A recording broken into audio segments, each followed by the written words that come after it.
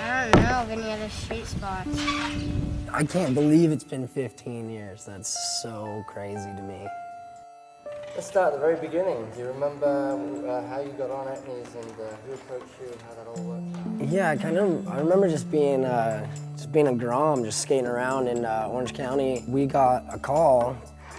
We went in there, and Don Brown was looking at me and my brother, and this is the first time I met Don, and right out of the gates, just cracking jokes, making fun of me and my bro's shoes. And I remember he pulled out a pair of scissors and he cut Shane's laces. He cut all Shane's laces and took his shoes off and then handed us a brand new box of shoes. And that was the first free pair of shoes I ever got.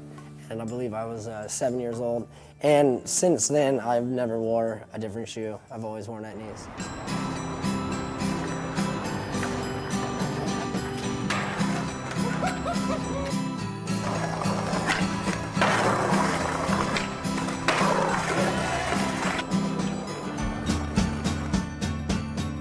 It was good having him around, just with that energy of just everything's new, everything's great, just where can we skate next? The one really consistent thing that he's had through his career is that he's always had people testing him. But yeah, no, there was definitely bullying, not bullying, but just kind of okay, we kind of got to toughen this kid up.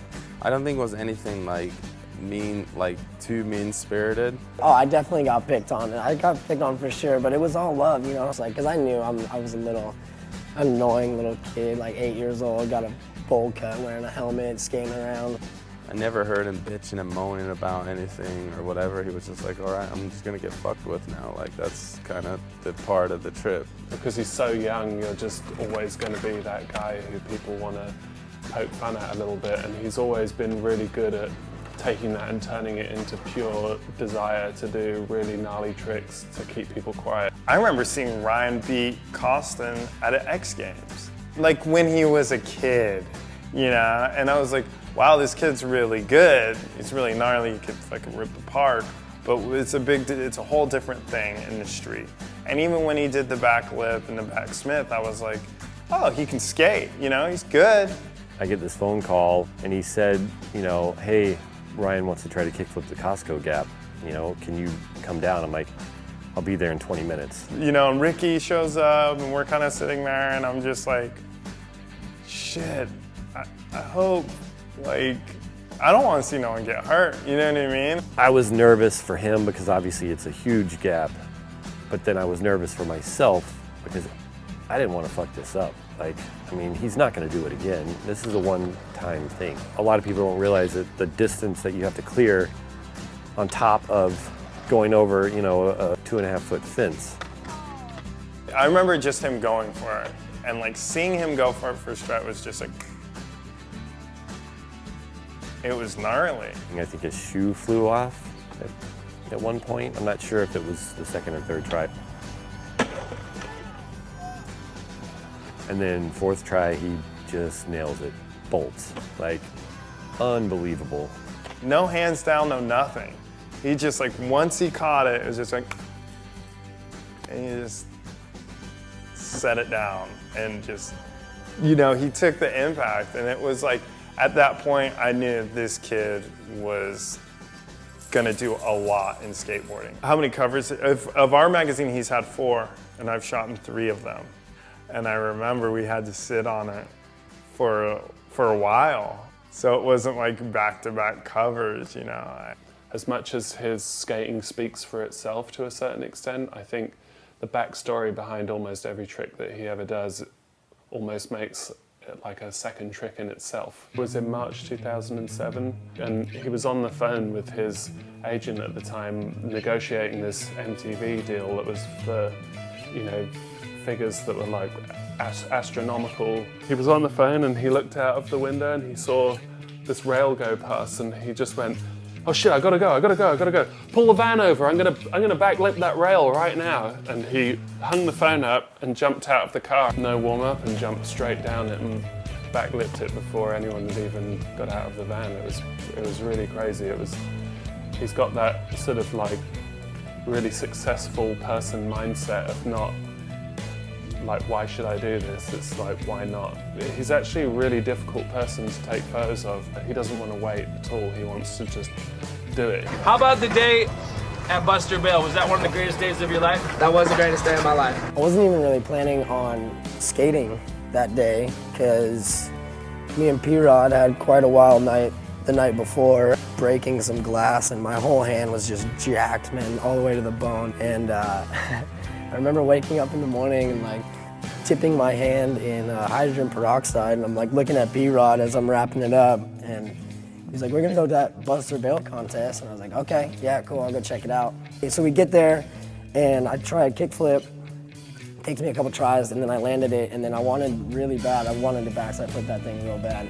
That worked out in like 4 tries, which blew me away. I was like, oh, wow, okay, so I can skate this thing. Yeah, I talk about it, and people are there like, yeah, whatever, Shuck. I was like, fuck, dude, did you know what he did? 1 hard flip, 2 go. Hard flip, 3 flip, backside flip, back flip to fakes, back flip. I mean, remember you asked me, what I gotta do? And I was like, the rail. Yeah. The rail. Like, nobody got the rail. And I was just like, whoa, I'm doing a session right now. It just worked. The first international trip I went on with Ryan, he boards with this rail in Sydney because he was a little kid, and the rail's high, so he just like boardside would be kind of the only thing you could do on it. Fucking flying, mate. You know, fast forward 10, 12 years or whatever, I was on a trip with him in Australia. I think it's the second day that we ended up back at that spot. You know, and Ryan's turned into a full-on beast now.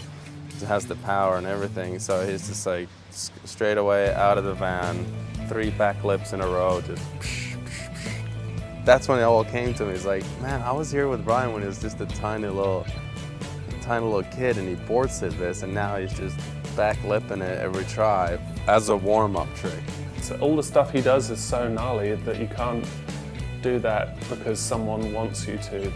The like energy to do that doesn't come from money. It doesn't, you know, it's like just it has to come from you. It has to come from really wanting to do it.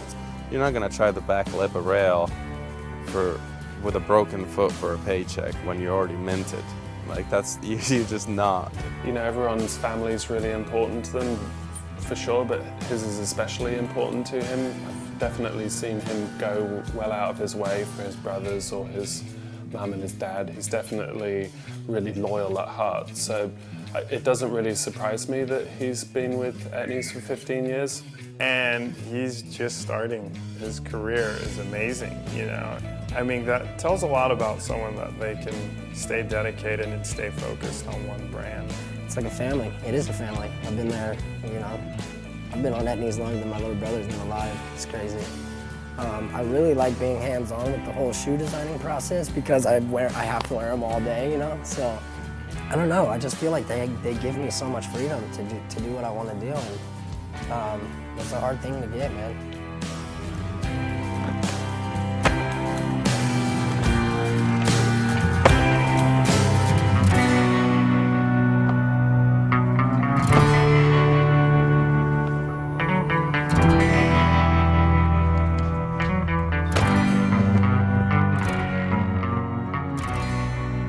Realistically, like, I've lived my life in Etnies. I'm very thankful and very blessed to be where I'm at today and to have the creative control that I do have at Etnies. And, you know, Pierre's obviously gave me a chance a long time ago, and it's still working out. So I'm very thankful for being on Etnies this long.